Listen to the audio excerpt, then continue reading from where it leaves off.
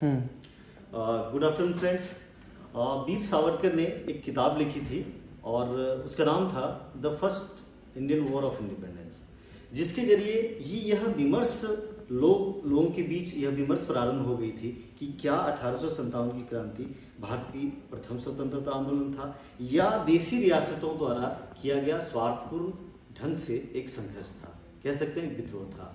तो इसके बहुत सारे कारणों में से आप देखेंगे कि जब हम सब अध्ययन करते हैं तो यह निश्चित रूप से भारत के प्रथम स्वतंत्रता आंदोलन था और जिसका आप देख सकते हैं 1857 की क्रांति में भी वह बीज छुपा हुआ था, जिसके कारण 1947 में हम सब जाकर अंततः स्वतंत्रता को प्राप्त किए।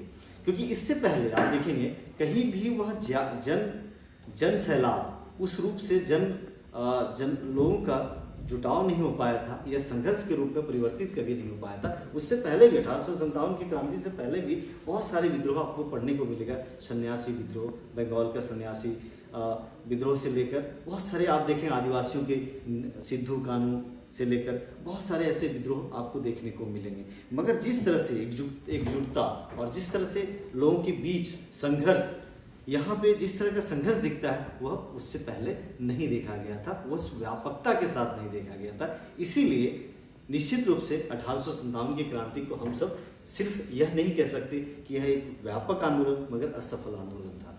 मैं तो ऐसा नहीं कहना चाहूँगा, मगर फिर भी पढ़ने के दृष्टिकोण से हर दृष्टिकोण से आपको पढ़ना पड़ेगा। यह महत्वपूर्ण है ताकि आप भारत की जो स्वतंत्रता आंदोलन का संघर्ष है उसको आप समझ सकें।